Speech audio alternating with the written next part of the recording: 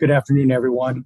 On behalf of Chairman Ben Barnes, I want to welcome everyone to the House Appropriations Committee, Capital Budget Subcommittee meeting, virtual bill briefing today. It's on March 9th, 2022. And first, we have listed on the schedule is the Maryland School for Death, but our analyst currently, Ms. Hyde, is in another hearing. So as soon as you'll join us, we will then hear from the Maryland School for the Deaf. At this time, we're going to start off with the Maryland Department of Public Safety and Correctional Services. We have our analyst, Mr. Jacob Cash. Mr. Cash, please proceed when you're ready. All right, thank you, Mr. Chair. Let me share my screen. We'll begin with the summary of funds, which is $47.6 million in fiscal 2023. The Department of Public Safety and Correctional Services has 9 projects in the CIP, 3 of which are getting funded in the current year. And I'll be going through some of these in more detail, but I will start out by saying the recommended actions for DLS are to approve the authorizations and pre-authorizations. Starting with the population, Exhibit 1 shows that fiscal 2021 saw a large decrease in the overall DPSCS population under custody. Also, arrestees that were processed at Baltimore Central booking also decreased, and the overall year-over-year change is shown in Exhibit 2. Exhibit 3 demonstrates that in Baltimore City facilities where the department has historically had the most overcrowding, populations declined again in 2021. And importantly, there were pretrial offenders who were returned to Baltimore City who previously had been held in JESUP. This will help to make the operations for the pretrial division a lot more smooth and prevent going back and forth.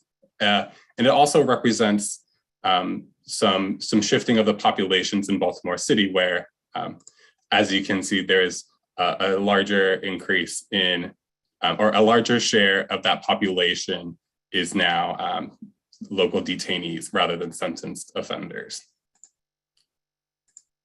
The capital program for DPSCS is led by the Division of Capital Construction and Facilities Maintenance. Projects over $200,000 are executed by the Department of General Services, and they work together to go through all the needs of the department. They have many needs which are related to their large number of facilities. These are being addressed not just in the CIP, but also in the Facilities Renewal Fund, as well as the operating budget. And there are also a backlog of projects which are not being funded, but total about $74 million. This project list shows the current projects in the CIP. There are, the biggest project is the Therapeutic Treatment Center, which is a total of $466 million. There's 2 new housing units for those with disabilities in the Western region and in this central JESUP region, as well as a slew of security and facility improvement projects around the state, focusing on perimeter security systems, as well as electrical infrastructure and underground tunnel infrastructure. There's also a project for a facade replacement at the Maryland Reception Diagnostic and Classification Center in Baltimore City, as well as a new MCE shop for the textiles and graphics. Also, before going into the currently funded projects, there is funding $150,000 for the Women's Prerelease Center to plan that project. It is not currently in the CIP, but we're expecting next year it to be included as a full project after this planning stage is completed. Let me just begin with the Therapeutic Treatment Center. So the project scope has been redefined and the project costs have been redefined. However, both are increased. Well, the project scope is decreasing while the project cost is increasing substantially. We have questions about this, especially because the cost per gross square feet has increased dramatically by 56%. And that is despite 300 of the beds now being designated as renovated beds rather than new beds, which the costs are much lower for renovations rather than for a new facility. So it's curious that the prices increased this much, especially considering the drop in the bed count. So we are asking the PSCS to provide a justification for that and to explain why the jail industry's beds are being renovated rather than providing all of these beds as new beds, as was the previous plan. Here you can see the project schedule for the TTC. If project design continues at the rate we're expecting, project construction would complete for occupancy by fiscal 2029. The next project that's being funded is the ECI high temperature distribution project. These are steam tunnels primarily at the Eastern Correctional Institution. There's also perimeter security component to it, which accounted for the cost increase from the 2016 CIP to the 2020 CIP. But the current CIP also has a large increase in costs, and that's mostly related to the cost of metals, which have almost doubled during the pandemic. Finally, the third project being funded in 2023 is a JESUP regional electrical infrastructure upgrade. This project has also increased in costs, but not to the same extent as the other projects. This also has a lot of metals as part of the project. But there are also out-year projects, most of which are being delayed. The perimeter security projects replacing security fences across the state has been delayed for the second consecutive year, and the JESUP Regional Infirmary has also been delayed. That project has had a scope increase because the ADA housing unit, which previously accounted for for a portion of the 160 bed count, is now a new project, but the bed count is still 160 for this project. So we're asking why this scope increase was deemed as necessary, especially considering the population decline. As I mentioned earlier, there are also 2 new housing units in the CIP. These are not being funded until fiscal 2027, so they're far in the future. However, these would allow the department to avoid some of the issues they've had from a liability standpoint, as well as simply providing the environment that these inmates need to succeed.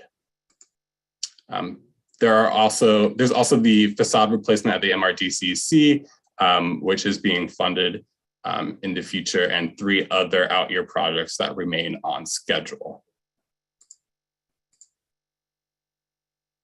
Go to the top. Overall, though, our recommendation is to approve all of these projects. But if there's any questions that you have, I'd love to go into any more detail if I can, but I stand ready for questions. Thank you very much, Mr. Cash, for your presentation. Take questions now from Delegate Corman. Thank you, Mr. Chairman. I'm glad it's you when I have a question, not the other guy who chairs this subcommittee. Jacob, thank you for the analysis. I wanted to ask a little bit more about the Prerelease Center, because we passed a bill in 2020. Appreciate that the veto wasn't overridden until 2021. We're now in 2022, and they're on $150,000 for another study. I mean, can you help me out how this doesn't just look like they're sort of slow walking this thing? Well, the process for developing a capital project is pretty long, and for this department, their staffing is very low in this agency. That's been an issue we've noted in the operating budget. However, their lack of capacity, to be frank, has affected their ability to carry these out in a timely manner. As I mentioned, most of the other projects are delayed. This funding currently will they could probably procure a project manager, which would help them to develop the Part 1 program for the facility, which is necessary before moving forward in the procurement stage of a location and building. So I just made, Mr. Chair, one follow-up. Is there anything we can do to further them along besides what we've already done, which is pass a bill telling them to do this? That would more so be up for, I guess, your decisions. I'm not sure exactly how to push them in the right direction. There is some language in the operating budget which restricted this funding so that it's not moved anywhere else, but they could also decide to not spend that and revert it to the general fund. So it's possible that the work would still not be done. But to the extent that the committees wish to restrict more funding or hold them accountable in any other way, I'm sure there is a way to have more cooperation. Jacob, thank you. Thank you, Mr. Chairman. Thank you very much, Delegate Corman. Delegate Resnick is recognized. Delegate Resnick. Okay, thank you very much, Mr. Cash, for the analysis. And also want to special recognize Miss Brenda Frey and also Miss Becky Frey, who are both interpreters for sign language today. So thank you very much, gentleladies, for being here. This afternoon, we have from the agency, from the Department of Public Safety and Correctional Service, the Honorable Robert Green, Secretary of the Department of Public Safety and Correctional Services, Mr. Wayne Hill, Deputy Secretary of Operations, and Mr. John Gauthier, Acting Director, Division of Capital Construction and Facilities Maintenance.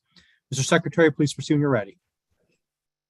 Very good. Thank you. Good afternoon, Vice Chair Chang, members of the House Capital Budget Subcommittee. For the record, my name is Robert Green. I'm the Secretary of the Department of Public Safety and Correctional Services. With me today is Mr. Hill, our Deputy Secretary of Operation, as well as Mr. Gauthier, our Acting Director of Capital Construction and Facilities Maintenance. We do appreciate the analysis of Mr. Cash and his continued work with us. You should have before you a very detailed response to the questions that were posed. The analysis did contain 4 recommended actions, and the agency concurs with all 4 recommended actions. And we are absolutely prepared to answer any of your questions that you may have. And Delegate Corman, I'd be happy to proceed with your question if you would like me to respond. Please, Mr. Secretary. Very good.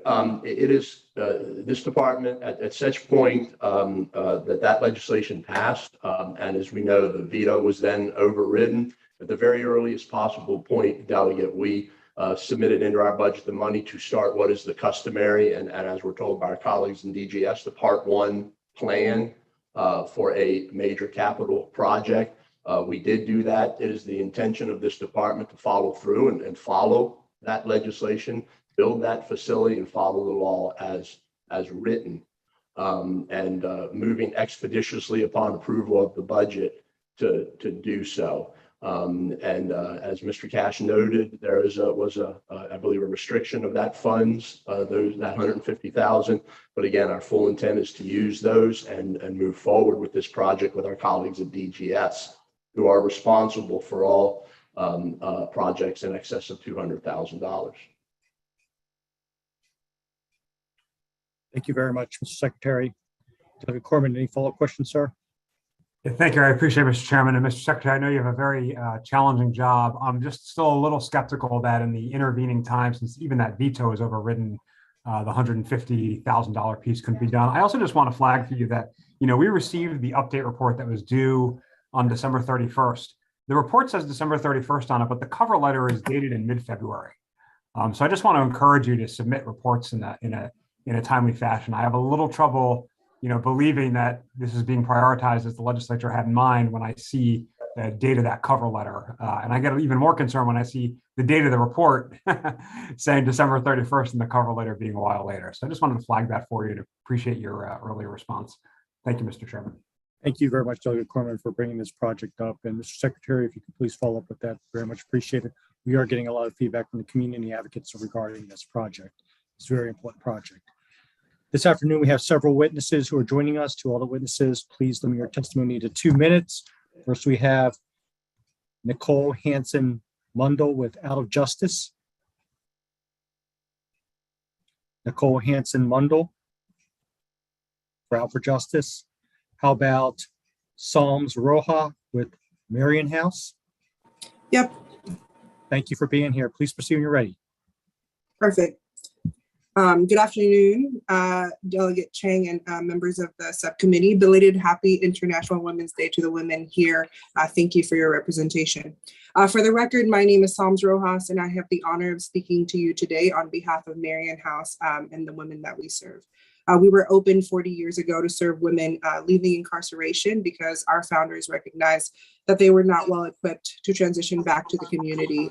Previously incarcerated women were returning without resources and support to gain employment, housing, and other much needed services for successful reintegration.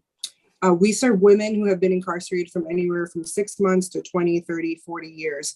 So we see firsthand that time and time again, women being released from incarceration need comprehensive services that address employment, education, mental health, and housing assistance to help them build a solid foundation for their life after release. These women are mothers, sisters, daughters, friends, neighbors, citizens of our community, and they deserve our support.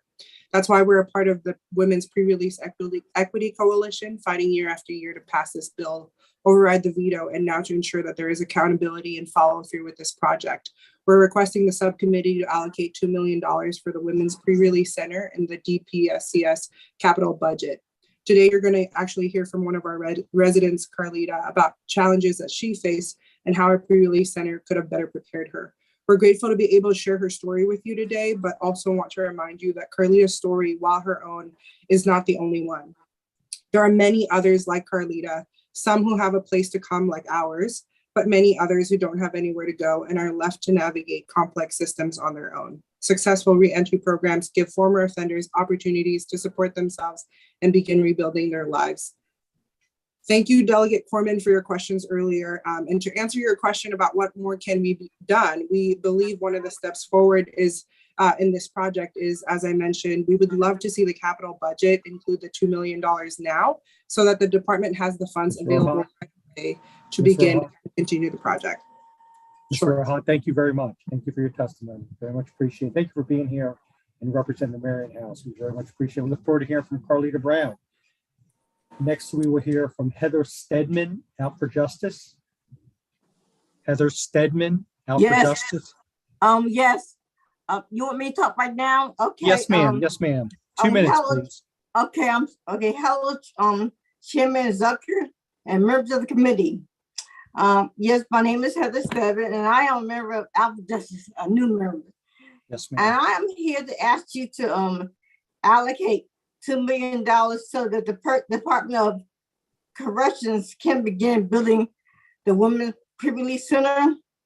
This is important to me because I could have been incarcerated myself at MCIW.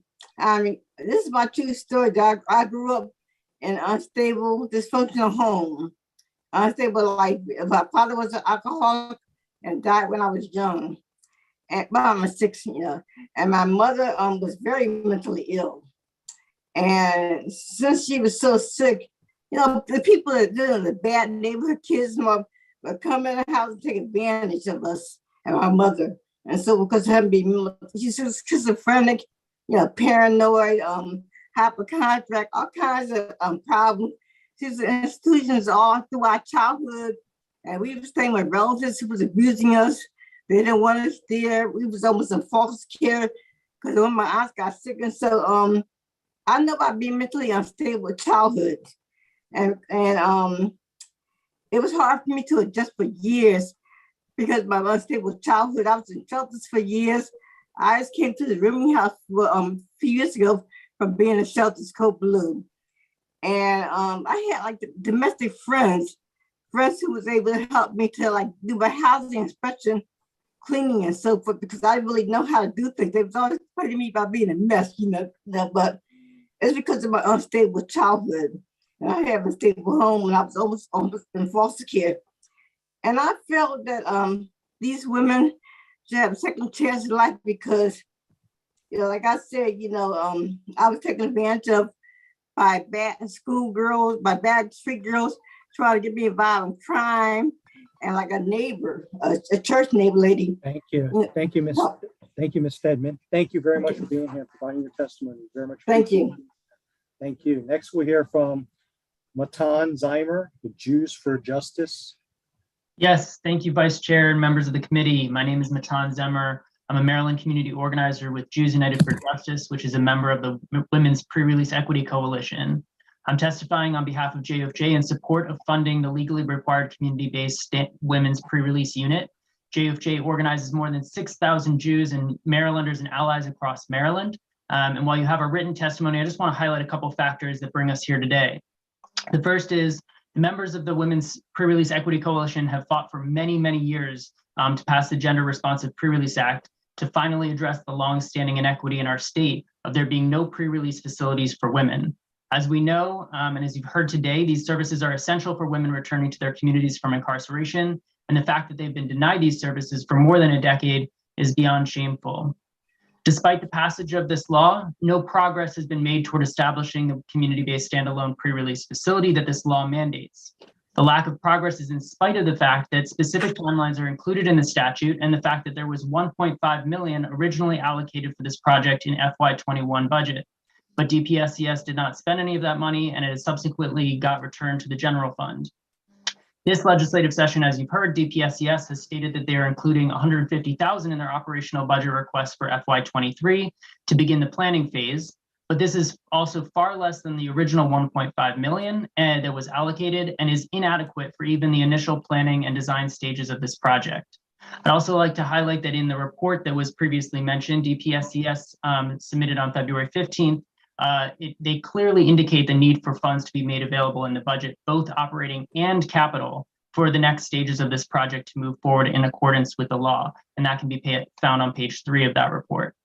At the current rate, it will be years before the pre-release center is built, which means that women have gone without a pre-release center for more than 20 years. So to close up, I just want to say on behalf of JFJ, I urge this committee to include an appropriation of $2 million in the capital budget to ensure the progress is made towards the establishment of this critical community-based standalone women's pre-release center that is now statutorily required. Thank you for your time today. Thank you very much, Mr. Zeimer. Very much appreciate your testimony. Next, we'll hear from Carlita Brown. Ms. Carlita Brown. Yeah. Good afternoon. Good evening, everyone. Thanks for your time. I will not be very long. Ms. Carlita Brown. As Ms. Song shared, my name is Carlita. Ms. Brown, your connection is really spotty. Ms. Brown. Ms. Brown, excuse me. Ms. Brown. I was in fact released to Guardian Health.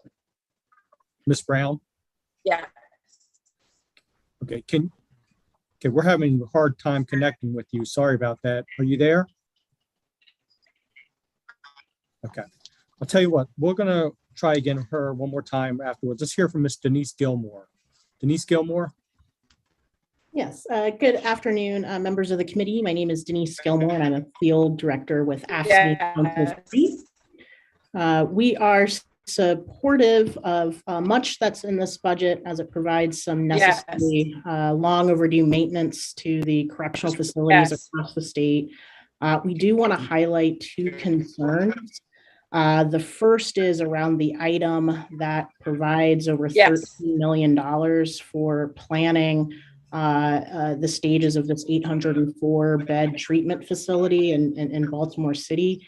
Consistently our correctional officers report that, they're not equipped or trained to deal with a population of inmates that are, mentally ill or struggling with substance abuse. That's just not their mission or job. We are concerned that, we are advancing this project when the trends in criminal justice reform certainly seem to be heading towards decriminalizing mental illness and substance abuse treatment. So we're just concerned about giving that. It would certainly be our preference to hold that off and consider if that's really the direction the state wants to go into. And then finally, we just want to add our voice to the chorus on building the Women's Pre-Release Center. For us, it's a safety issue. I know yesterday in the Senate, it was reported by the department that they still anticipate this is going to take 3 to 4 years to potentially get online. We would certainly love to see that much sooner. Again, it's a safety issue for our officers. So thank you very much for the opportunity to testify. Appreciate it. Thank you very much, Ms. Gilmore, for representing AFSCME Maryland. Very much appreciate your testimony. Next, we'll hear from Nicole Hanson-Mundell, Out for Justice. Good afternoon, Mr. Chair and members of the committee. I echo the statements from my last colleague, but our goal right here is to allocate the $2 million that is required. It is time. We also really feel like, and you'll hear from other colleagues about the importance of the women's pre-release, where we have more recently impacted women on this call that you will hear from. But I echo the concerns of the union that, the Department of Corrections is not equipped to handle mental health issues. And in fact, the pre-release project was a project that came before that project. And so we see that there's a huge gap in terms of funding there.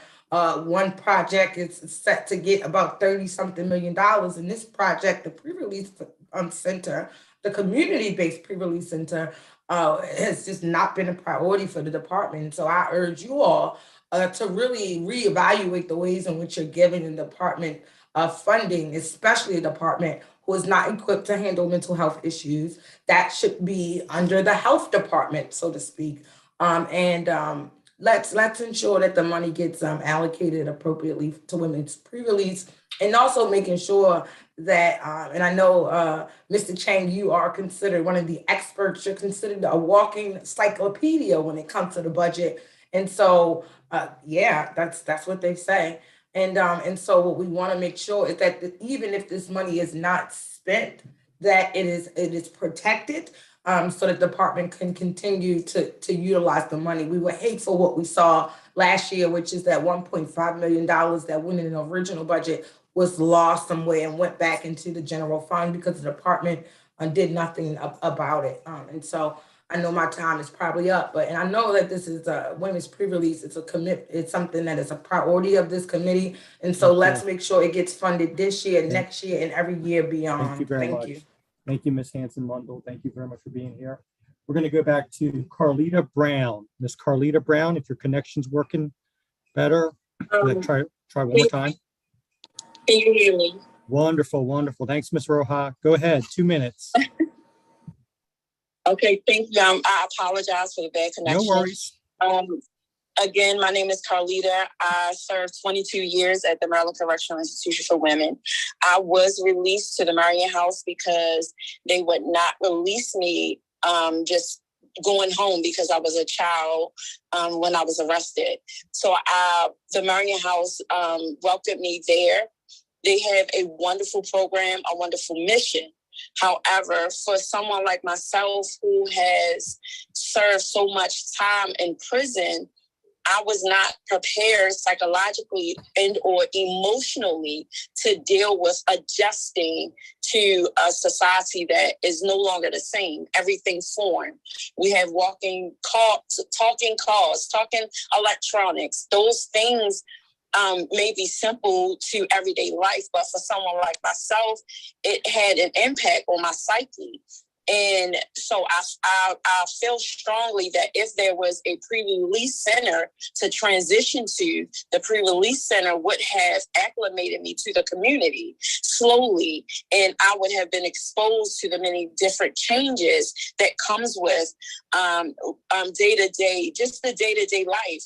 And so now having to adjust with being free from prison, now I had to deal with the troubles that come with adjusting to the little things and big things, job readiness and financial literacy. All those things are given to you, but you have to rush through them upon your release because you was not acclimated, transition to this. So not only did I, and still do, I have not been home, I think a little over a year, and I'm still adjusting.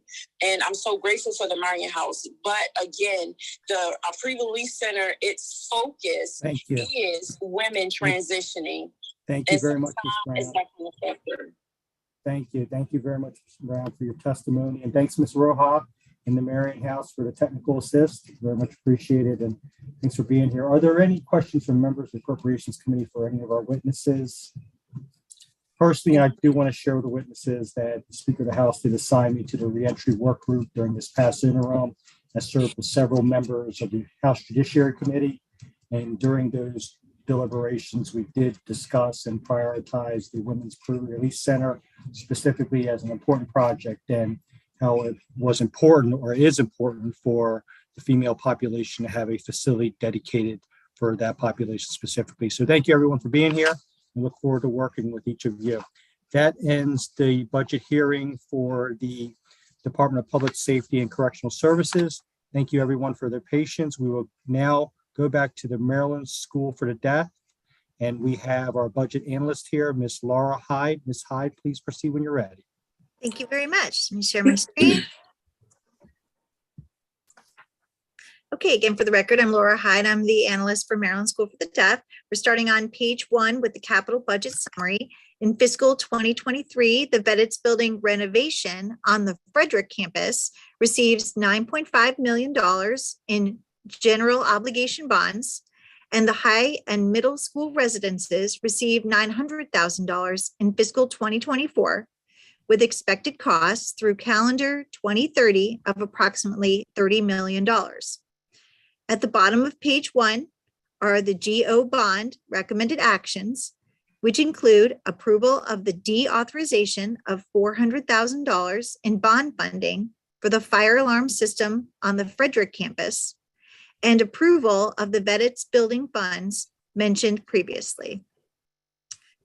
If you turn to page 3, Exhibit 1 on the Veddets building renovation, this renovation includes 2 floors for career technology education programs and classrooms, replacement of outdated and failing building systems, and upgrades to bring the building into the Americans with Disabilities Act compliance. In fiscal 2018, this project had an initial projected cost of $13.4 million. And now in the 2023 capital improvement program, the 50% project cost is anticipated at $15.5 million.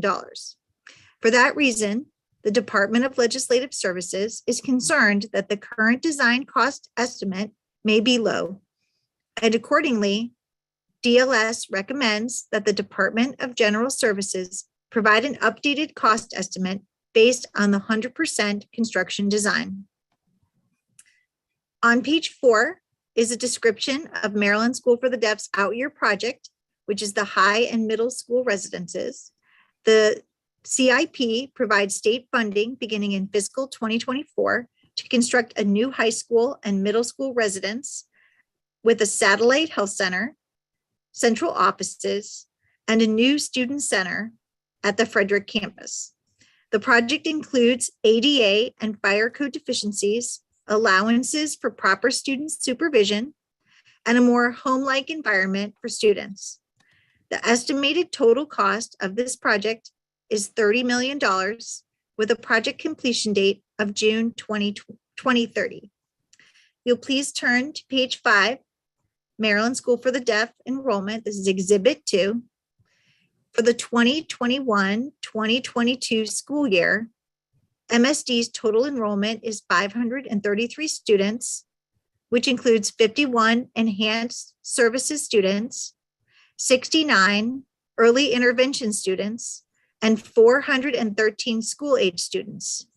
Enrollment has been slightly lower during the COVID-19 pandemic, as some families chose to homeschool their children for safety reasons, and others moved to different schools due to difficulties with virtual learning. On the bottom of page 5 is the operating budget impact statement, which notes that the Veddets building renovation anticipates operating budget costs of approximately $250,000 for temporary modular classrooms. The remainder of this analysis contains updates on the emergency notification system and the deauthorization mentioned previously. DLS recommends concurring with the governor's allowance. And this ends my presentation, and I stand for questions. Thank you very much, Ms. Hyde, for the presentation. Are there any questions from the Appropriations Committee for the budget analyst? Seeing none, we have from the Maryland School for the Deaf, we have Ms. Ann Miller, who's the Chief Financial Officer and Chief Operating Officer for Maryland School of Deaf, and also Ms. Jennifer Yost Ortiz, Interim Chief Educational Programs Officer. Thank you both for being here. Please proceed when you're ready. Hello. Thank you, members of the committee, for all your support for the Maryland School for the Deaf. My name is Ann Miller, and I am the Chief Financial Officer and the Chief of Operations for the Maryland School for the Deaf. And this year I am half of the leadership team for the Maryland School for the Deaf while we search for our superintendent. We really appreciate your support in funding for the Budget Building renovation at the Frederick campus, and the Maryland School for the Deaf concurs with the DLS recommendation. Thank you very much. Are there any questions from members of the Appropriations Committee for Ms. Miller? Seeing none. Again, thank you so much to both our interpreters, Ms. Brenda Frey and Ms. Becky Frey, for being here. And that ends the budget hearing for the Maryland School for the Deaf. The committee will now move on to Department of Juvenile Services. We have our budget analyst, Ms. Madeline Miller. Please proceed when you're ready. Hello, I need to share my screen. Sorry about that. All right. Can everyone see? Yes, ma'am. Thank you. All right, so on this first page, so my name is Madeline Miller. I'll be presenting the capital budget analysis for the Department of Juvenile Services. On this page, you'll see, sorry about that, that there are 5 projects in the department's capital improvement plan: the Baltimore City Juvenile Justice Center, the Cheltenham Youth Detention Center, the Cheltenham Youth Treatment Center, and then 2 projects at the Charles H. Hickey Junior School. And before I speak about the money in the fiscal 2023 request and the DLS recommendations, I'm going to present some information about the department's performance measures, population trends, and their new facility realignment plan. I'm going to jump to specifically the secure detention population trends. The detained average daily population for DJS consists of 3 populations: the predisposition secured detention population, the secured pending placement population, and the adult court authorized detention population, also known as the adult court population. Exhibit 1 on page 5 shows ADP for these populations between fiscal 2011 through fiscal 2022 year-to-date information. Between 2014 or so and 2020, prior to the start of the pandemic, ADP was showing signs of stabilization, but the drop in ADP for fiscal 2021 and 2022 shows a significant decline. The adult court authorized detention population has also made up over 50% of the detained population for the last 2 years. And that change in population makeup likely contributes to the change in average length of stay for the department, as shown in Exhibit 2. Though the ADP of the detained population has decreased compared with fiscal 2019 or pre-pandemic levels, the average length of stay for the secure detention, pending placement, and adult court authorized population have increased since that time. Exhibit 3 compares the rated capacity of DJS's detention facilities to its fiscal 2021 ADP. Overall, the detention ADP was 154.6 in fiscal 2021. This is almost 230 youth below the department's rated capacity of 383 youths. Excluding adult court authorized youth, the detained ADP was 74.7 in fiscal 2021. Now I'll address committed residential population trends using Exhibit 4 on page 9. This graph shows the committed residential ADP for each of the possible committed placements between fiscal 2021 and 2022 year to date. Consistent with the overall DJS population trend, the committed residential ADP continued to decline in fiscal 20. It dropped about 53.5% between fiscal 2020 and 2021. And the fiscal 2022 year-to-date ADP drops another 4.8% to about 139.3 youth. State-operated placements here are programs at facilities that are operated and owned by DJS.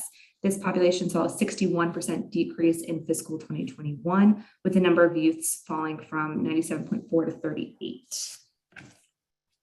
All DJS secure committed facilities continue to operate under capacity, as shown here. The residential committed population accounted for 38.5% of total committed capacity in fiscal 2021. I'll now incorporate the discussion of the agency's performance with its new facility realignment plan, which was announced in November. The plan proposes to close 2 treatment facilities and 2 detention facilities and expand the population served on the Cheltenham campus through an addition and through the construction of a new treatment center. By the end of fiscal 2022, the Waxter Center will be closed and its detained female population moved to the Noyes Children's Center. Noyes currently serves male and female youth, but as part of the facility realignment plan, male youth currently placed there will be moved to the Cheltenham Youth Detention Center, or CYDC. The realignment results in the cancellation of the new female detention center.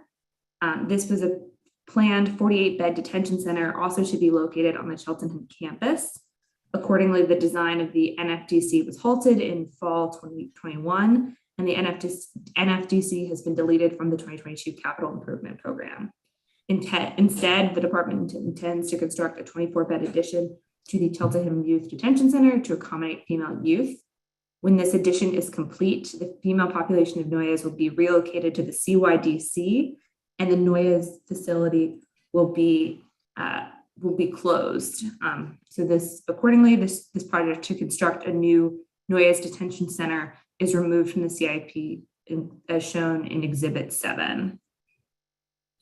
Returning to page 11 and the realignment plan. The department intends to construct a new treatment facility that will serve both female and male youth on the site of the now canceled NFDC. The new Cheltenham Youth Treatment Center, or CYTC, will also have 48 beds. Authorization for this project comes in the form of an amendment to the fiscal 2022 general obligation bond authorization made for the purpose of starting the construction phase. This project schedule is communicated by DBM would start construction in January of 2023, which the Department of Legislative Services believes is too aggressive given the time that it will take to negotiate the existing design and team changes. And accordingly, DLS is recommending that the prior authorized funds be reduced to leave just over $8.4 million to complete design and allow for the construction contract, including any contracts for the demolition of existing buildings on the site and for site development to be bid and awarded perhaps as early as March 2023. This bold language includes the DLS recommendation and that the budget committees approve the amendment to the prior authorization. And also DLS also recommends adding budget bill language to pre-authorize funds to make sure that the BPW will be able to approve a construction contract. Once the CYTC is complete, scheduled for fiscal 2025, DJS would then close the Green Ridge Youth Center and the Mountain View Treatment Center. In its testimony, DLS is asking that the department include some information about its plans for staff working in both facilities when they are closed according to the new realignment plan. Exhibit 6 compares how the new realignment plan would impact capacity for both detention facilities up above and for committed facilities down lower. The orange and yellow show how ADP for the existing facilities and the facilities to be built has changed between fiscal 2019 and 2021, while the 2 green colors show how capacity will change. We just note that this is something to keep an eye on as we're currently dealing with a population that's been impacted by the pandemic. And while DJS has a pretty good understanding of how its population trends may change in the future, it's just something that we wanted to bring a little bit more attention to. I'll now go through the summary of fiscal 23 funded state-owned projects, which begin on page 14. The first project for the BCJJC will expand space for additional educational and programming and administrative services. The current BCJJC facility will be expanded by constructing a building addition on site adjacent to the facility. Though various project design changes have delayed this project in the past, The fiscal 23 capital budget bill provides $10.3 million in GO bond funding to complete all funding for this project. DLS recommends approving those funds. The second project that receives funding is the addition for female youth in the CYDC, which is part of the facility realignment plan discussed in the issues section or discussed previously. This addition will have a 24-bed capacity. Assuming that the facility realignment plan is fully implemented, this will leave the statewide capacity of female detention centers at 30 when the program is completed, as I showed in Exhibit 6.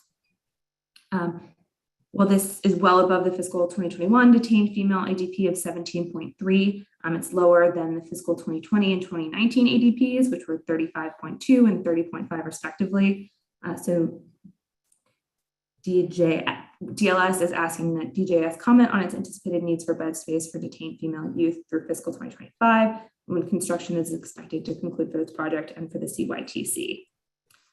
The fiscal 23 capital budget bill provides $1.5 million in GO bond fundings for this project, and DLS recommends approving the funding. Further down on page 15, there's additional detail on the impact to the operating budget that these two projects will have. And then on the last page of the document, page 16, this provides additional information about the 3 out-year projects in the CIP. There's the CYTC project, which I spoke about earlier. Then there are 2 projects, which the Charles H. Hickey Junior School Detention Center in Baltimore County. This would construct a 72-bed detention facility, and the Charles H. Hickey Junior School Combined Services Building and Regional Warehouse. This facility would be the central storage site for equipment and supplies to DJS facilities located in the nearby region.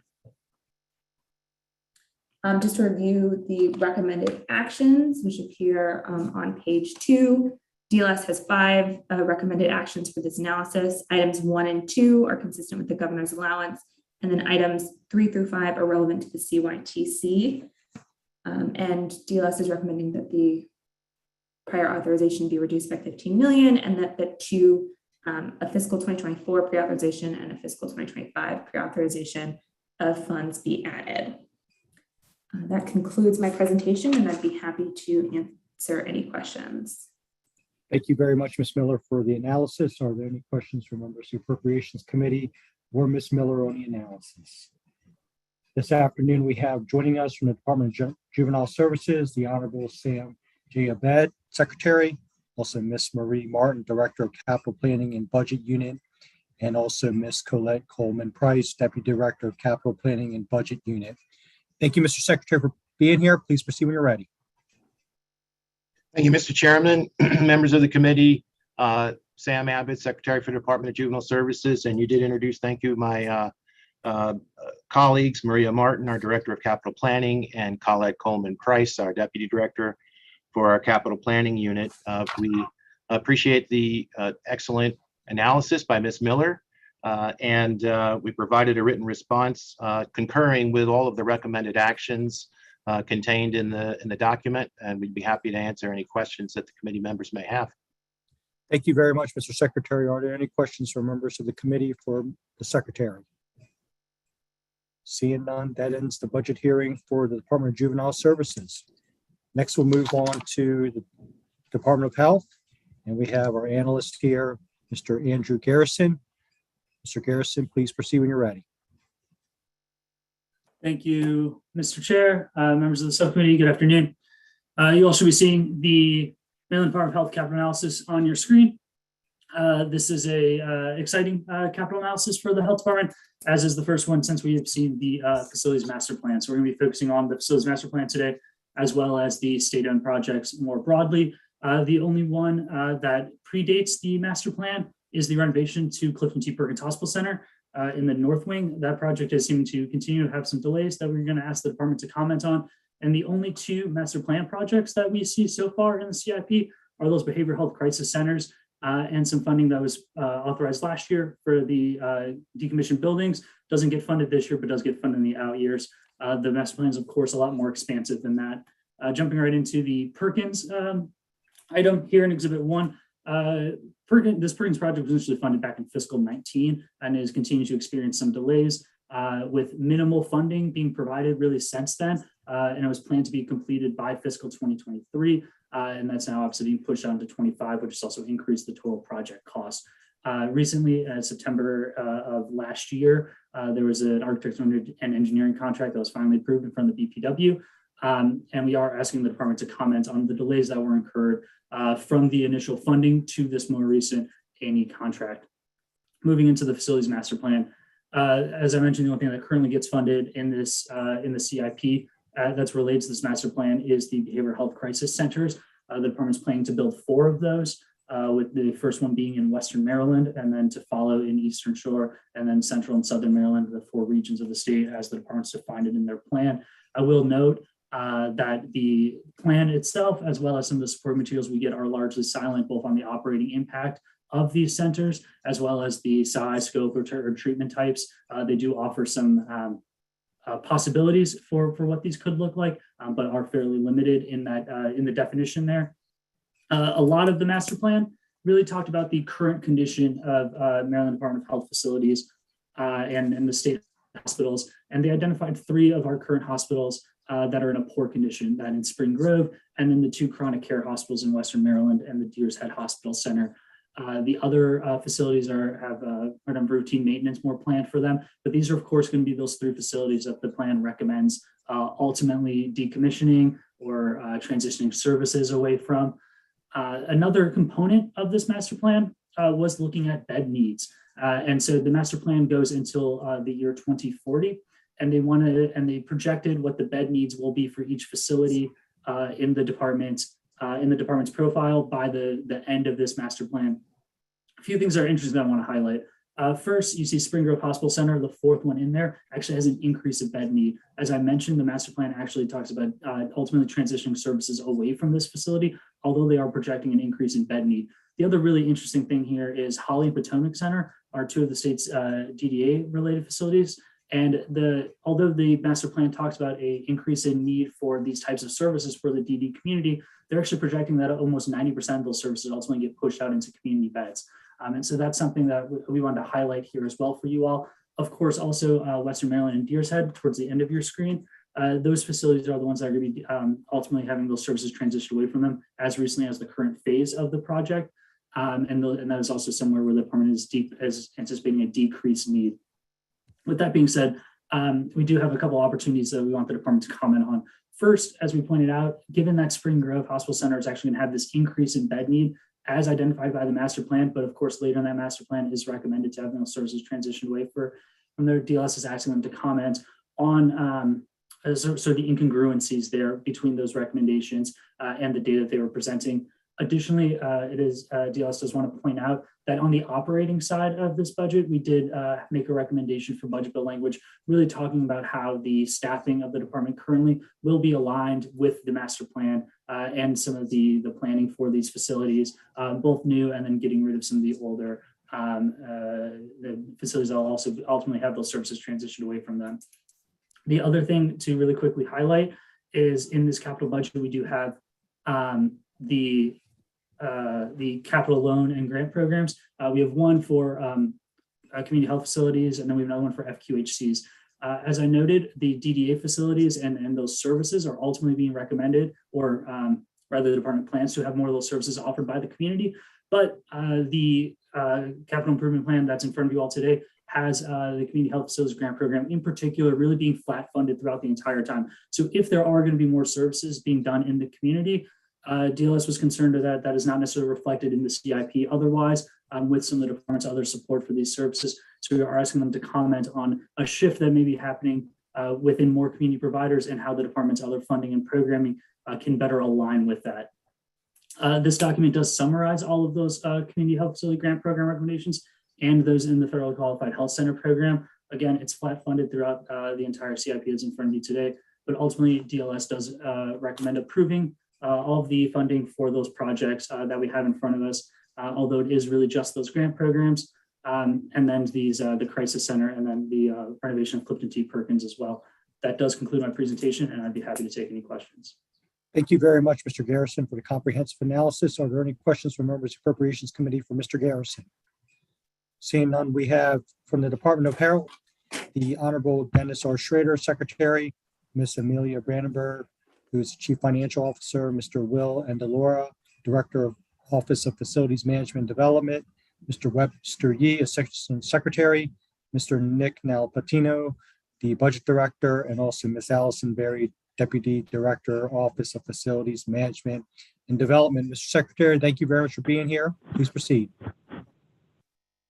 Chairman Chang, thank you very much for having us here today. We're delighted, and for the record, my name is Dennis Schrader, Secretary of Health.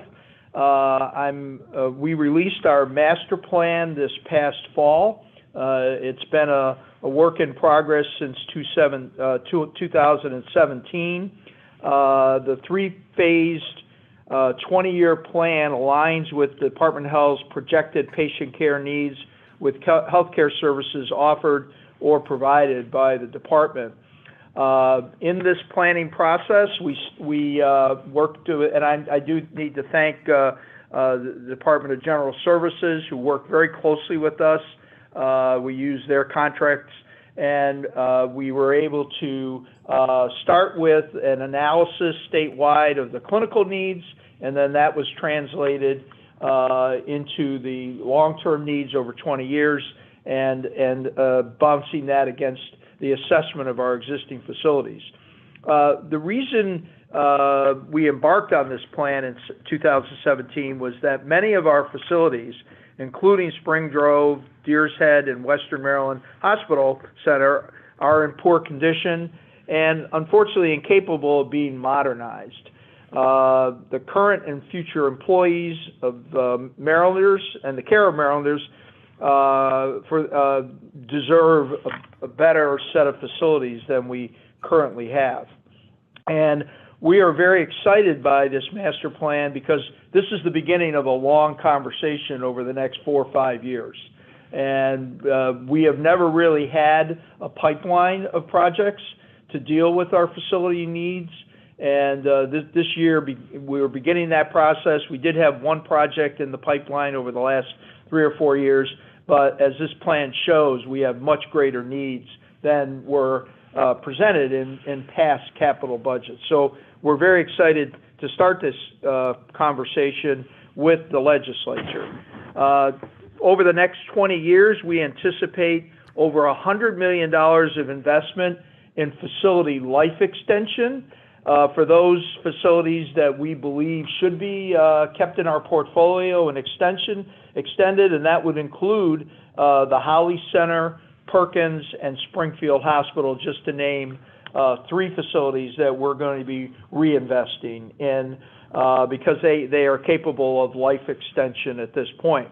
To give you an example of some of the positive change, we've been looking at this for the last 4 or 5 years, as I mentioned, and in 2018 and 19, we moved the Office of Healthcare Quality from their 1930s building on the Spring Grove campus, and it had many environmental health issues, and they moved to a modern office setting in Columbia, and that move has helped enormously as a recruitment and retention incentive because that office goes all over the state looking at health facilities that they're responsible for. The master plan also lets us begin the process of divesting facilities that are no longer operating, possibly using existing capacity inside of Maryland due to our total cost of care model, working with the Health Services Cost Review Commission and the Healthcare Commission. We will be wanting to build some new state-of-the-art facilities. And in this budget, our high priority focus is getting on with building some crisis centers around the state, which we believe are sorely needed for behavioral health.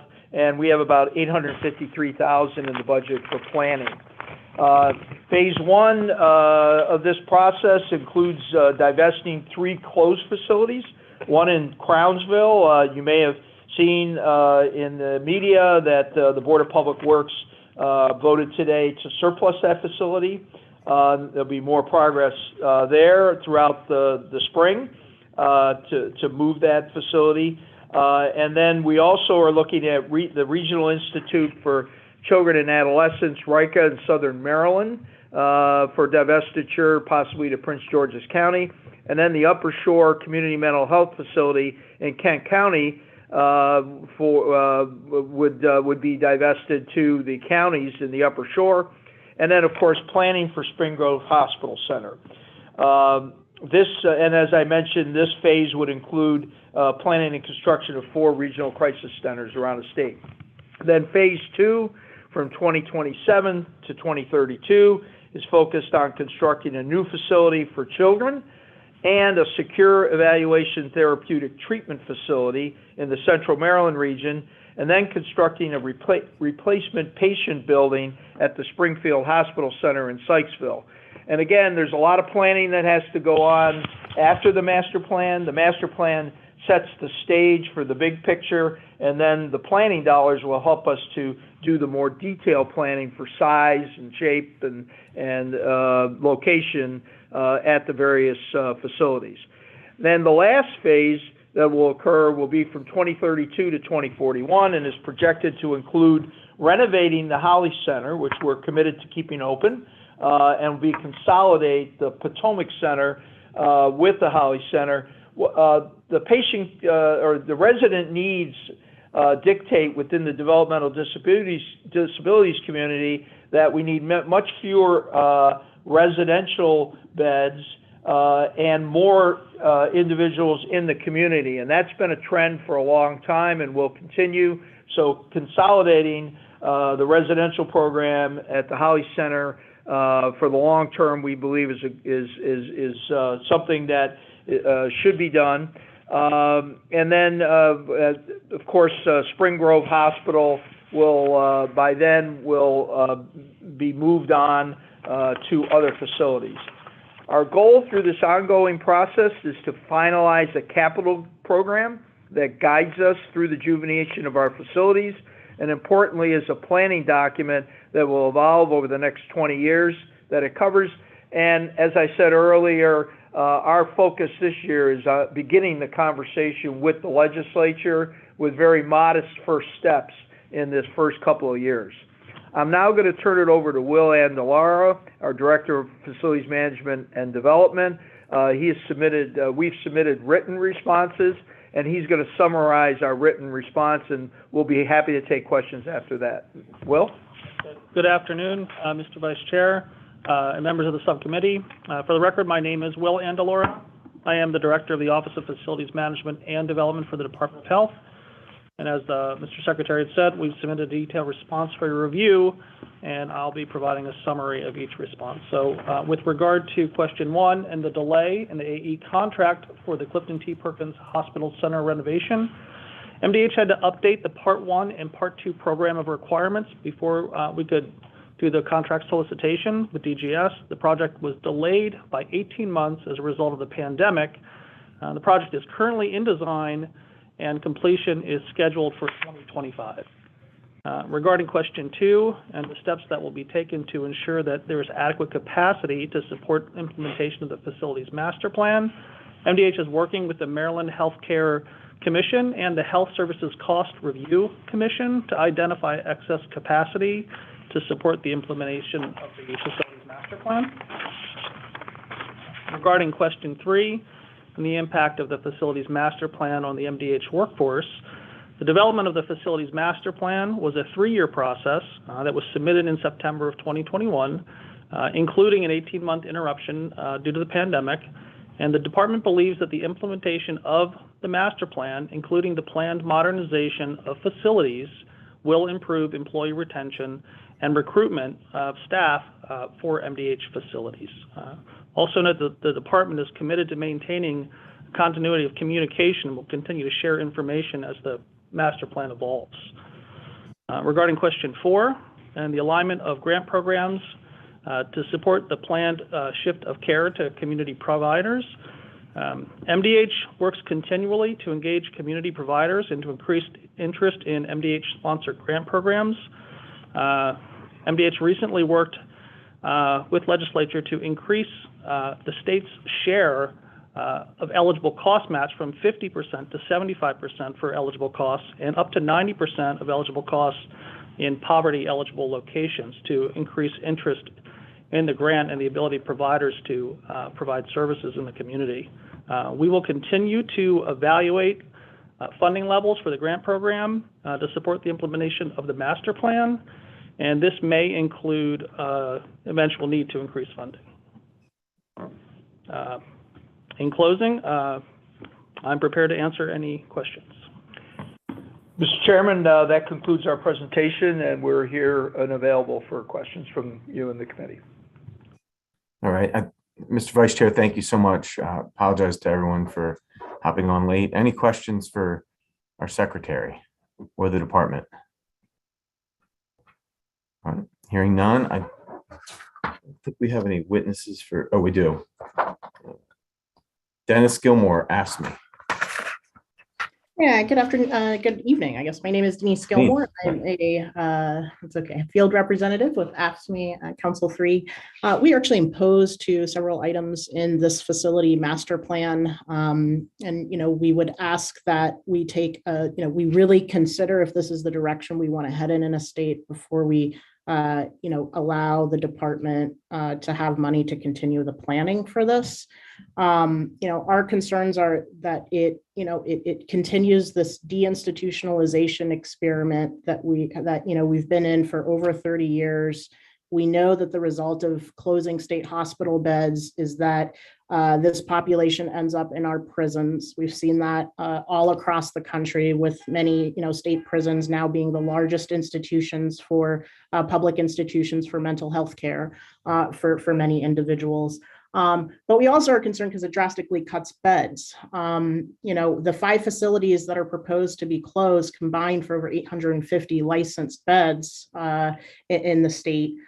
We simply don't think that the department is in a place where these beds aren't needed. These facilities constantly run at capacity or over. Where they don't, it's because the state has stopped admissions into those hospitals. At the Holly Center, I know there's been mention that they're not closing the facility, but they do plan on transferring those patients out. They're still privatizing it. At Deer's Head, at Holly Center, we know that there are, applications, hundreds. Deer's Head, 1,200 applications last year for admission into these facilities that are denied because we're not letting people in. We know that there's bed capacity needs with our juveniles in foster care. We know that there are, bed capacity needs for the population that are in our detention centers right now, languishing and waiting for these state beds. We just think it's short-sighted to close these beds. We also think it's a relatively minimal cost savings. If you look at it with these state hospital bed closures, the state still has to provide the care for these individuals. They just farm the care out to, quite frankly, the lowest bidder. And that hurts the patients, that hurts the staff who work there. We certainly think that we support, the building of crisis mobilization centers. We support diversion efforts. We think those can still be state run, but they shouldn't supplant the existing bed capacity that we have in the department. It's too badly needed. So with that, we appreciate the opportunity to testify. We would love to see us really think if we want to go in the direction where we're privatizing half our state hospitals right now. I want to hand it over to one of our members, Carrie Elliott. She actually works at one of these facilities that's slated to close in the first phase of this plan. Thank you so much. Sure. Carrie Elliott, you are next on our list. So welcome. I'll remind you that you have 2 minutes. Okay. Good evening. My name is Carrie Elliott. I work at Deer's Head Hospital Center in Salisbury, Maryland as a geriatric nursing assistant. I've been there for over 10 years. I am here today to talk about my facility and my residents that I care for. I am somebody that really loves their job. My residents who have dementia would not fare well moving to another facility. As any medical personnel would know, dementia patients do not change well. Many have passed away once they are moved. We provide excellent care at Deer's Head Hospital. We usually have a ratio of 1 assistant to 6 residents. Private sector facilities will sometimes have a ratio of 1 assistant to 40 residents. During the past 2 years, we have become their primary family members due to COVID. I am requesting that you reject the master facility plan that would close Deer's Head Hospital and other facilities mentioned. Since this plan has come out, it is causing problems with recruiting new staff. Nobody wants to come to a new employer knowing that it will close in 5 years, which is phase 1. As for retaining staff, many do not feel that there will be an available position for them to go to, and benefits are not the same in the private sector. In conclusion, I know Deer's Head Hospital is a 71-year-old building, but like all buildings and personal homes, you need to update and maintain at all times. Thank you. Ms. Elliott, thank you so much for being with us in your advocacy today. Any questions for Ask Me? Okay, don't see any. So I do believe that finishes MDH. We're going to go a little out of order. Judiciary, we're going to take next. Our analyst is Caleb Weiss. Caleb, welcome.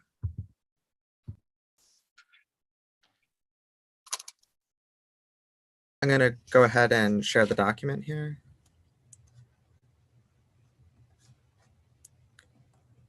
Okay.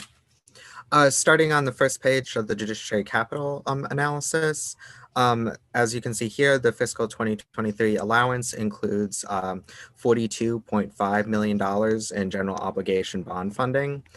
This includes $25.8 million for the Shillman Building conversion project, $3.9 million for the Washington County District Court renovation and expansion, $12 million for the New Hartford County District Court, and $0.83 million for the new Courts of Appeals building.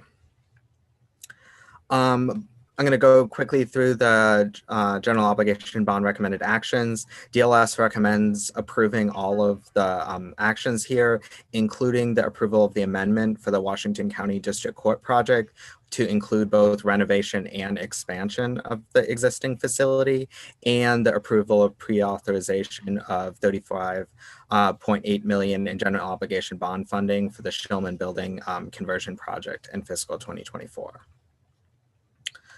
Moving to Exhibit 1, which is the Judiciary 2022 Capital Improvement Program. As you can see here in fiscal 2023, the Shillman Building conversion project comprises the largest category of spending, while the New Hartford County District Court is the second largest. Moving into 2024, however, the Shillman Building conversion project again comprises the largest amount, but there is an increase in spending on the new Courts of Appeals building. In the out years, you can see the out years are currently programmed for funding for the new Courts of Appeals building, as well as the New Hartford County District Court building. Moving on to Exhibit 2. Exhibit 2 is the capital improvement comparison between the Shillman building conversion. This is the 2018 capital improvement program versus the 2022 capital improvement program.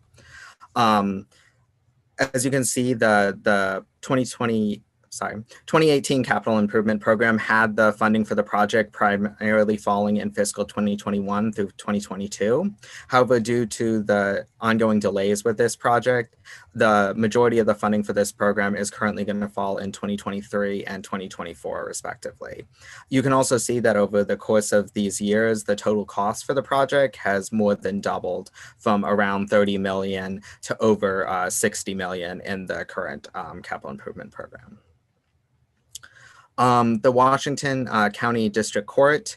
This project will renovate the existing courthouse and add a third courtroom with the associated judicial chambers and office space for support staff. The additional courtroom will provide space for a third judge and will facilitate a better caseload management. The expanded scope forms the basis for the $3.95 million in general obligation bonds budgeted in fiscal 2023, which was not planned in the prior year's CIP.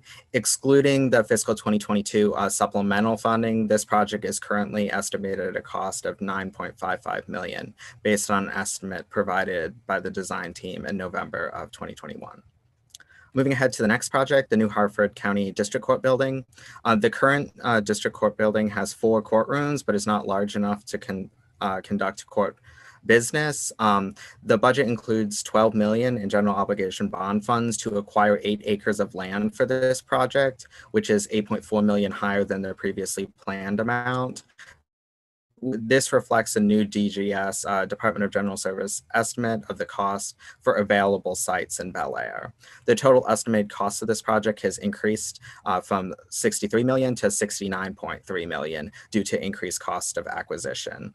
The 2022 CIP programs design funds in fiscal 2024 and 2025 and construction in fiscal 2027. There's also additional funding for this project beyond the scope of the 5-year plan.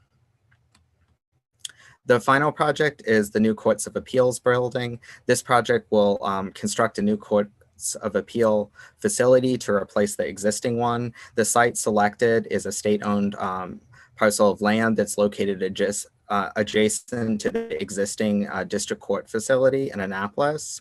This project previously received $7.2 million in planning and design funding. The budget includes an additional $830,000 in general obligation bond funds to continue the planning phase of this project. Additional funding of $119.1 million is needed in order to complete the project. The fiscal 2022 budget included a pre-authorization of $30 million for this project in fiscal 2023. However, due to the scheduling for this project, it indicates that these construction funds will not be needed until fiscal 2024. That ends my presentation, and I'm happy to take any questions. Okay, thank you, Mr. Weiss, for the great presentation. If you can take it down, we can see if we have any questions for you. I don't see any questions for our analysts, so we can move right to the agency. I see our Chief Judge is with us. Mr. Chief Judge, it's great to see you. Welcome. And I think we also have Chief Judge Morrissey with us as well. So welcome to you both. Thank you. Thank you, Mr. Chair. Members of the subcommittee, it's a pleasure to appear before you. We also have our State Court Administrator, Pamela Harris. We've provided a 2-page written response in which we concur with all of the Department of Legislative Services recommendations. And unless you have questions, that concludes our testimony. Okay, concurrence is good. Are there any questions for our Chief Judge or Chief Judge Morrissey or Administrator? I don't see any, so looking good. Thank you for hanging in there with us. We appreciate you all. Keep up the great work. I enjoyed seeing all of my friends on the screen today and catching up on many projects I'm familiar with. So it's certainly good to see you. Best wishes to the Capital Budget Subcommittee. Yeah, we miss you down here, Mr. Chief Judge, but you're doing good work there. So thank you. Thank you all. Thank you, Chairman. Good to see you. Thank you. We'll get back on our regular agenda here. I think next we have the University of Maryland Medical System. Ann Wagner is our analyst. Ann? Hi, thank you very much, Mr. Chairman, members of the committee. I'll share my screen to walk through the capital budget analysis for the University of Maryland Medical System. In fiscal 23, the budget would include $26 million in GO bonds over 2 projects. The first project is the Comprehensive Cancer and Organ Transplant Treatment Center. So just to start off talking about the schedule for this project, currently design for the components related to the Cancer Center are basically complete. Construction is set to begin in fiscal 23. So that justifies the $25 million budget in fiscal 23 or GO bonds for this project. However, we did note that design for the Organ Transplant Treatment Center and then the parking garage expansion parts of these projects are just beginning their design phases. So there is a request for to describe or explain how the schedule and planned cash flow for these projects or for these components justify funding this as one project. Exhibit 1 on page 4 shows the total funding or total estimated project cost for the Cancer Center project. On the left with these striped bars, this shows last year's CIP and what was estimated then. And then in the solid bars to the right, you can see the estimates in this year's CIP. The total project cost is estimated at $319.4 million. This is an increase of about $25 million or 8.6%.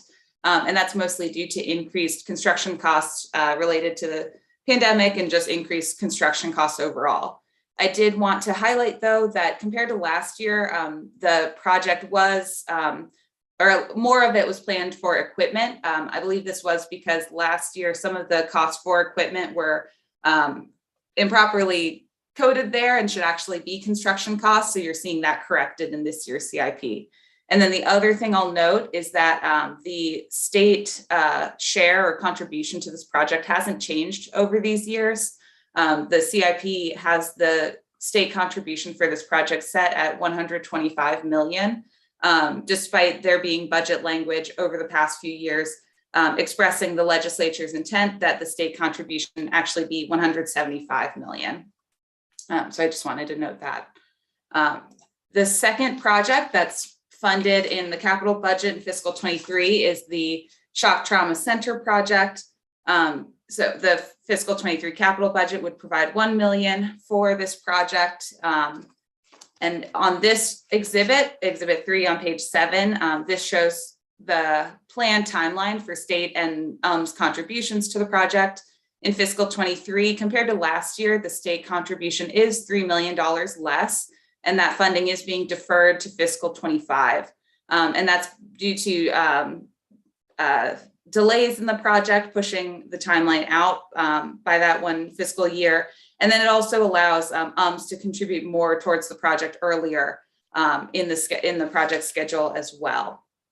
But other than that, I'll jump back to the recommended actions. DLS is recommending approval of the GO bonds for both of these projects. And with that, I'll conclude. I'm happy to answer any questions. Thank you, Ms. Wagner, for the great presentation. Any questions for our analyst from the committee? Okay, seeing none, we can move forward. I think we have Dr. Cullen with us as well as Ms. Bryce. Dr. Cullen, welcome. It's great to see you. Thank you so much.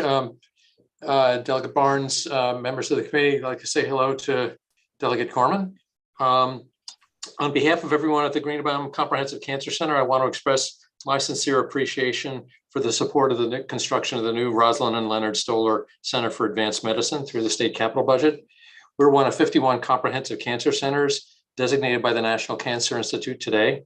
And today, the Greenbaum Cancer Center treats 3,500 cancer patients annually, more than 8,000 patients across the state of Maryland, if you include our system partners. We have been very successful. In the last 5 years, we have treated more than 9,000 patients on clinical trials, more than half of those minorities, indicating our dedication to our community. And with the success and growth now attracting more than $100 million in external research funding per year, we have real challenges meeting the space needs. And this new capital project will assure that the Greenbaum Comprehensive Cancer Center and its new home, the Rosalind Leonard Stoller Center for Advanced Medicine, will provide state-of-the-art cancer care and provide for the cancer research needs of the state for a generation to come. So I want to thank everyone in the committee for the support of this incredibly important project. All right, thank you, Dr. Cullen. Ms. Bryce, did you want to add anything or? So, Mr. Chairman, if you don't mind, I will try to be quick, but the project is a little bit more expansive than the initial component that Dr. Cullen just described. And then in addition to that, we have some funding for shock trauma. I also want to make sure I address the issue that Ms. Wagner raised in her analysis. For the record, Mr. Chairman, Kristen Jones-Bryce, I'm the Chief External Affairs Officer for the University of Maryland Medical System. I do want to thank Ms. Wagner for her analysis. I want to thank our colleagues at DVM for the work we do with them over the course of the year. And I also want to thank all of you for your ongoing commitment to the University of Maryland Medical Center capital budget priorities. In addition to Dr. Cullen, and I guess I would just like to note also, Mr. Chairman, that we did get a video link to every member of the committee today. You might not have seen it yet, but it should be in your email. And it does highlight some unique planning that was done around the Cancer Center. So it's worth a watch if you have 4 or 5 minutes at some point. In addition to Dr. Collin, with me today are George Sprinkle, the Chief Financial Officer at the Medical Center, and Linda Whitmore, who is the Director of Project Development. They're available to answer any questions. Again, I want to say that I appreciate and support the analyst recommendations that funding for both of these projects be approved this year, $25 million for the comprehensive cancer center and organ transplant treatment centers, and $1 million for renovations and improvements to shock trauma. As you all know well, the Adams County Shock Trauma Center is statutorily designated as the state's primary adult resource center. The center treats approximately 7,500 people every single year with an impressive save rate of 96%. This Phase 3 project focuses on replacement of the current trauma resuscitation unit, or TRU, with an expanded trauma and critical care resuscitation center, and the modernization and expansion of the shock trauma acute care transfusion service. The Comprehensive Cancer and Organ Transplant Treatment Centers project that Dr. Collin introduced includes significant improvements to the ambulatory care environments of academic clinical programs that include not only cancer care, but also organ transplant, heart and vascular care, neurosciences, and otolaryngology. These programs are led by physicians who not only serve patients at the medical center, but also teach the next generation of physicians at the University of Maryland School of Medicine. Their support teams are part of our 29,000 member workforce across the state of Maryland. Getting to Ms. Wagner's recommendation in the analysis, I just want to let you know that while these projects, the Cancer Center and the ambulatory centers were physically separated as the programming for this project has evolved, they share a single purpose, and that is to provide more patient-centered environments that facilitate collaboration among clinical experts and support teams that serve patients in many clinical disciplines. I have colleagues on the link that are able to provide information on the cash flows if you have any questions. And I would just conclude by saying it is when people come to the academic medical center, it is often at one of the most challenging times of their lives. It is hard to overstate, I think, how meaningful it is to have clinical programs housed in spaces that are easily accessible, that accommodate state-of-the-art technology, and that bring providers of care together. In closing, I want to thank the committee again. I want to thank the entire legislature, and I want to thank the administration for recognizing the importance of physical environments to both healthcare and healing. Thank you for your time, Mr. Chairman. Thank you, Ms. Jones-Bryce, and Dr. Cullen, thank you for the work that you do. Any questions for University of Maryland Medical Center? I don't see any questions, so I don't think there are any witnesses for this agency. Thank you both for being with us. We appreciate you. Thank you. Thank you. Next, we have the University System of Maryland. Sarah Baker is our analyst. Ms. Baker, welcome. Hello, let me just share my screen with you. See if I get that going. So I am going to start with Exhibit 1, which shows USM's facility renewal backlog by institution. USM categorizes projects as either deferred maintenance or programmatic improvements. Deferred maintenance projects account for $2.4 billion, of which electrical and mechanical systems account for 68% of the total. Programmatic improvements, which include renovations and remodeling, total $2.2 billion for an overall total renovation cost of $4.6 billion. Exhibit 2 shows a facility condition index by institutions. This index is a percentage of deferred maintenance spending relative to the replacement costs and is a relative indicator of condition of a group of facilities when tracked over time, shows if conditions are improving or not. When considering only deferred maintenance, UMB has the highest FCI at 23.2%. And when you take total renovation costs into account, College Park has the highest score of 45.7%. Now, USM has been working on its backlog through various approaches. The first, this is a priority of the Regents and the Chancellor. As you may know, they have a policy which sets the target that institutional spending on renewal be equal to 2% of the replacement value of facilities, or if not, institutions are to increase expenditures by 0.2% of 1% of the replacement value. In addition, USM has also developed a methodology for allocating any additional funding for renewal above what is funded with ARBs, in which replacement value only includes those facilities older than 10 years old, so as to target funding with those with the greatest need. However, USM's policy was last revised in 2005 and does not reflect current practices. So DLS recommends that the Board of Regents update its facility renewal policy to reflect current practices and specifically those related to state facilities. Exhibit 3 shows each institution's performance in meeting the 2% target from 2019 to 21. It should be noted that due to the pandemic, USM suspended spending requirements for renewal in 20 and 21. So overall, during this period, only College Park has met or exceeded the goal. And you see that UMES and Frostburg have made steady progress to the 2% goal. Exhibit 4 shows the changes in institutional spending on renewal from 2019 to 2021. The impact of COVID-19 can be seen with spending on renewal decreasing almost 12% in 2020. And while spending in 21 increased, it is still about $3 million lower than before the pandemic. Exhibit 5 shows all the sources of funding for renewal projects. Just to note that while institutional spending in the spending in 2022 for the institutions will increase as they get a better idea of the revenues available to spend on renewal projects. Prior to 2020, renewal was mostly funded with institutional funds and 17 million ARBs. Plant funds were initially programmed in 21, but due to the financial impact of COVID, were deferred in later years. The CIP programmed these funds in 24 till 27. Exhibit 6 shows the impact projects in the CIP have on the renovation backlog. Overall, these projects will reduce the backlog by over 6%. The backlog at Bowie would decline by almost 38%, and for Towson, it would be 32%. Turning to the annual facility renewal program that funds the various projects across the system, the CIP programs 25.3 million in ARBs and 65 million from the dedicated purpose account. As I previously mentioned, the CIP programs a total of 100 million in plant funds between 24 and 27. Initially, when first programmed in the CIP, the funds to be used were from the system office stabilization account. And these funds are the difference between what was charged to the institutions to cover their portion of the ARB debt service and actual payments. However, the system states all funds in the account are either committed to debt service or to several capital projects that were internally authorized or approved or are being transferred back to the institutions. To the extent that USM is unable to contribute plant funds as part of the overall facility backlog funding strategy, the Chancellor should comment on whether an increased annual level in ARB issuance would be a workable solution.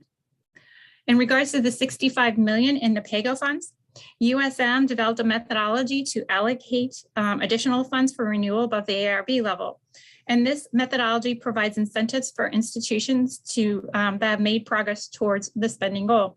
So funding is either considered tier 1 base funding or tier 2 additional funding. And you can see this methodology on pages 10 and 11. However, as I mentioned previously, due to uncertainties of the financial impact of COVID-19, in 22 and 23, USM suspended the 2% test to qualify for additional funding. So all institutions were eligible to receive a pro rata share of the 65 million. Exhibit 7 shows the allocation of PAYGO and ARB fundings. In order to provide incentives for institutions that have made or continue to make progress to the 2% goal, DLS recommends restricting the allocation of the 65 million in PAYGO until institutions meet certain level spending on renewal. And if you go back to the beginning of the document, you will see the language restricting the PAYGO and specifying the allocation of funds and the spending requirement for the institutions to access those funds. And that concludes my presentation. Thank you, Ms. Baker, for the outstanding presentation. As always, are there questions for our analyst? Okay, seeing none, I think Dr. Perman, our Chancellor, is with us. Dr. Perman, good to see you. Welcome. Thank you very much, Chair Barnes, Vice Chair Chang, members of the subcommittee. Good to see you all. I have with me Vice Chancellor Ellen Herbst, who's responsible overall for administration and finance at the system, and Mark Beck, Director of Capital Projects. I'll keep my testimony brief and speak to the issues raised by Ms. Baker, whose excellent analysis we always appreciate. Speaking of appreciation, I do want to say first how grateful we are for the governor's support of our capital request, and for the steadfast support that each of you provide to the USM. Let me comment on our commitment to facilities renewal as an avenue to answering the questions. Before the pandemic, we had seen a new level of commitment from our institution presidents to address the critical needs of their aging buildings. That commitment did not change with COVID, but our ability to achieve the spending goals did. Some facility spending had to be deferred so that we could focus on urgent projects with demonstrable public safety impact, projects allowing for physical distancing, sanitizing, improved air quality as examples. And like so many organizations, we had to create new ways of doing business during the pandemic. And so the operational innovation required extended to the physical plants. And the outcomes were good with regard to getting through the pandemic. I'm proud of what we accomplished. Let me turn to the issues posed by the DLS team. The first one, DLS recommends that our Board of Regents update its facilities renewal policy to reflect current practices, specifically those related to state facilities. We support this recommendation. And in fact, this effort has already begun. It's going to be managed during the capital budget cycle this year. Secondly, DLS has asked whether, as part of our renewal backlog funding strategy, increasing our annual level of academic revenue bonds, our annual level of those issuances of such bonds, would that be a workable substitute? Should we be unable to contribute planned funds according to the 2023 CIP? As you know, USM debt capacity is tied to a combination of academic revenue bonds and auxiliary bonds. And at least once a year, we evaluate debt capacity in the context of three things. One, our financial strength, as reported in the audited financial statements. Two, prior commitments not yet spent or not reflected in those statements. And thirdly, future capital spending needs, including ARB funded facilities renewal. And this evaluation becomes the basis then for determining the amount of new bond spending that the Board of Regents should consider. Over the past 2 years, the board has not seen a basis for, nor the ability to, increase the number of revenue bond funded projects. The board will next approve its capital budget proposal in June. And at that point, we'd be in a better position to consider increased facilities renewal funding from our own resources. Finally, I've been asked to comment on the recommendation that as a means of incentivizing progress to the 2%, toward the 2% facilities renewal goal, that PAYGO funds be restricted until institutions meet certain funding levels. As noted in the analysis, in spring 2020, when we began to understand and appreciate the acute fiscal fallout of the pandemic, we told our universities that for the FY22 budget cycle, we would suspend the spending prerequisite for receiving a full share of the facilities renewal funding. We told the institutions that they all would be allowed to participate in any new funding provided by the state. And that's how the PAYGO and the deficiency appropriation funds were allocated last session.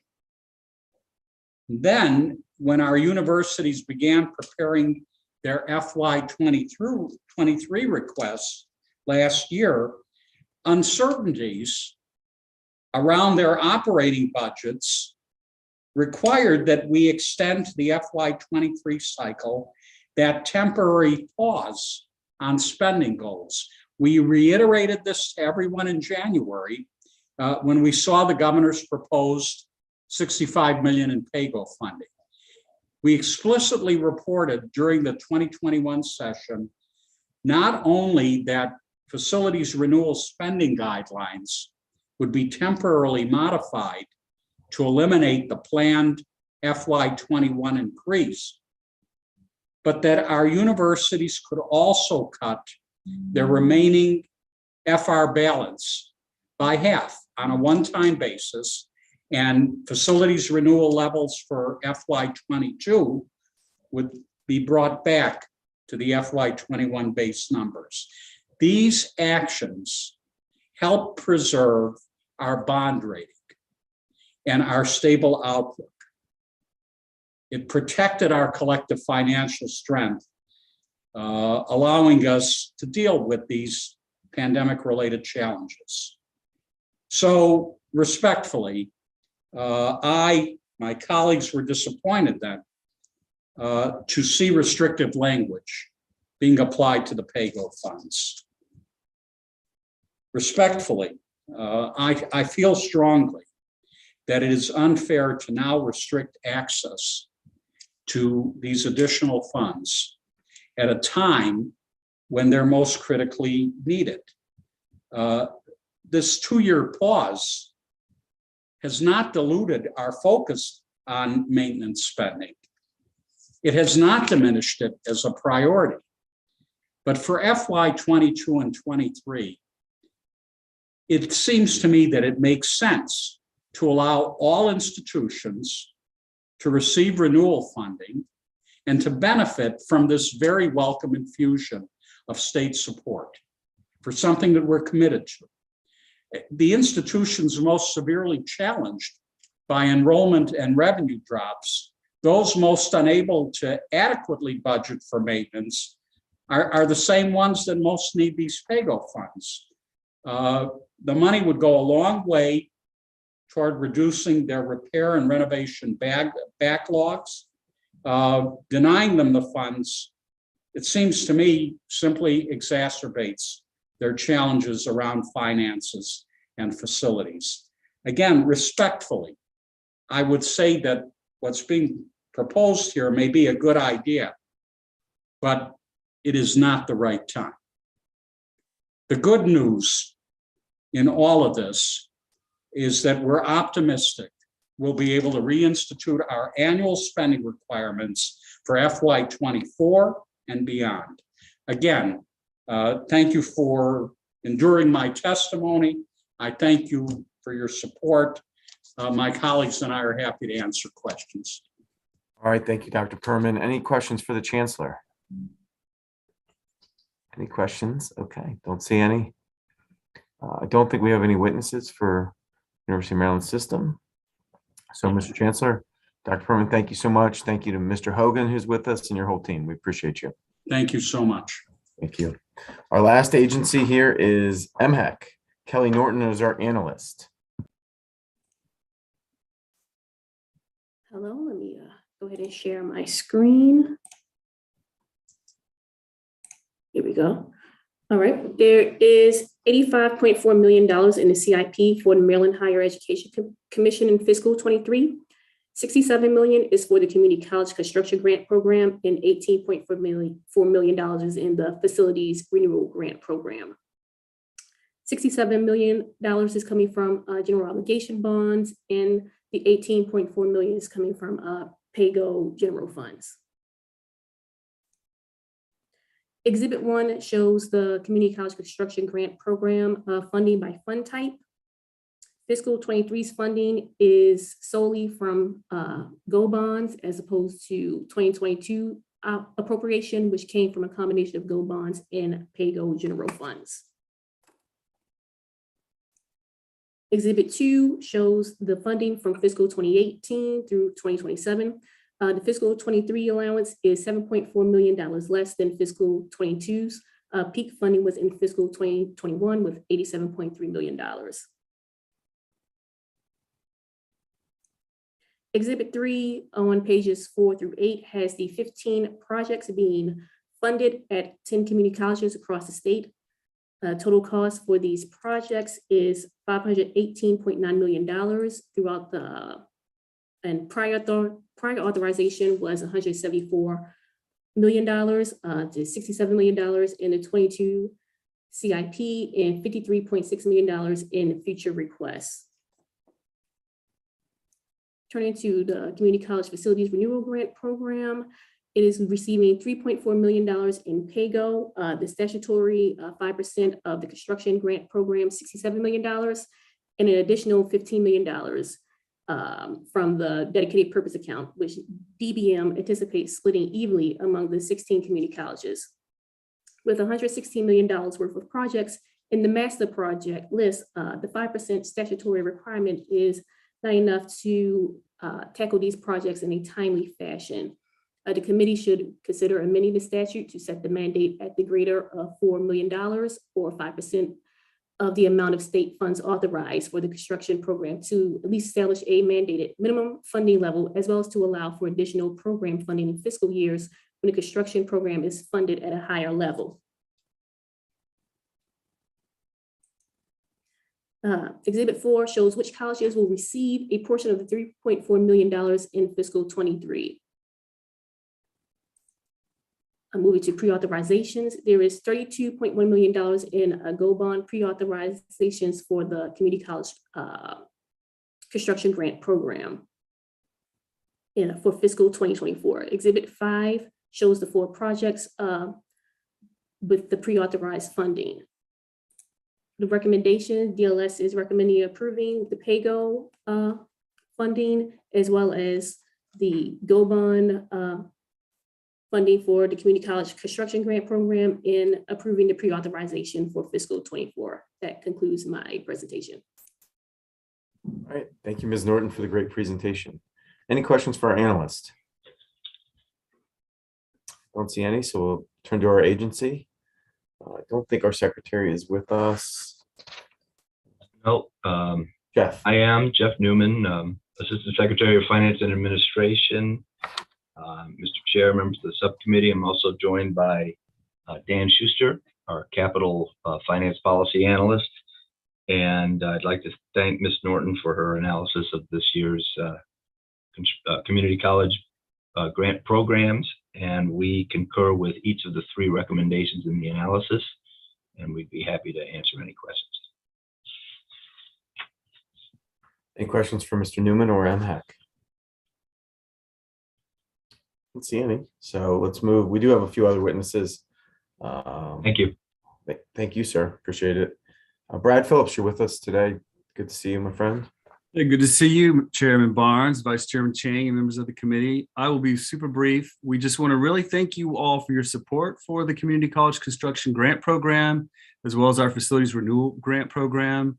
We have 2 projects that are unfortunately going to need some additional funding in order to move forward due to escalating costs, due to supply chain and inflationary factors. And those projects are for the Community College of Baltimore County and Montgomery College. And I believe I have the presidents of each of those institutions that are going to speak to those projects very briefly. So let me introduce you to Dr. Jermaine Williams. This is his 8th day on the job, and he's already filling the seat, advocating for his capital projects. So with no other ado, and we have the chair of the President's Council, Dr. Curtinitis from CCBC. We know Dr. Curtinitis well. Welcome to you both. Mr. Williams, congratulations and welcome. Thank you. Thank you so much. I'm so pleased and extremely humbled to be here at Montgomery College. And, thank you again, Chair Barnes, Vice Chair Chang. I will be brief. Appreciate the opportunity to speak before the committee today. Also, I'd like to acknowledge delegates Corman and Resnick. Look forward to working with you closely. Montgomery College, as you just heard, is deeply grateful for the committee's commitment to high quality classrooms and labs for all of Maryland's community colleges. And that's why I'm here today. At MC, we're particularly grateful for your longstanding support of the Catherine and Isaiah Leggett Math and Science Building. This has been a long time coming, and we're also very excited. The building is taking shape. I'm happy to share that we're actually going to celebrate the placement of the final beam on Friday. Fantastic event. With that said, as you heard, we really need your help bringing this project across the finish line. My written testimony goes into detail about the serious cost escalations, which are now, unfortunately, a major challenge for this project. In summary, your help with an additional $2.9 million is urgently needed for us to get this project underway and finished. Together with the support of Montgomery County, we can absolutely deliver this important project on time. Again, we just urgently need your help. Thank you very much. Okay, Dr. Williams, thank you so much for being with us and advocating for your college. Dr. Curtinitis, good to see you again. Yes, hello. I am Sandra Curtinitis, and I am the very troubled president from the Community College, Baltimore County, because about 2 weeks ago, we had a sort of a punch in the stomach that's really hard to overcome. Overnight, a $12 million project became a $16 million project. So I am speaking of the Wellness and Athletic Center renovation and addition on our Essex campus. And I am so hoping that you will consider helping us overcome this. We are in the list for the 12 million. We have our local match, and anybody who's paid $4 a gallon for gas knows what's happened to us. So we would so appreciate your special help here. It's about a $2.3 million, just under $2.3 million request that we're making. And as I said, we do have the local match. I'm here on bended knee along with my new colleague from Montgomery. Okay. Well, we appreciate you bringing this to our attention, and certainly we hope to have enough money in the GO program to cover all of these great programs that we so desperately need in our state. Are there questions for our community colleges? Okay, I think they've heard you loud and clear, presidents. We appreciate you. Thanks so much. Good to see you. Thank you. I joined late, so correct me, staff, if I'm wrong, but I think that completes our agenda. I didn't miss any agencies, did I? Okay. I think we're done, committee. Great work, and we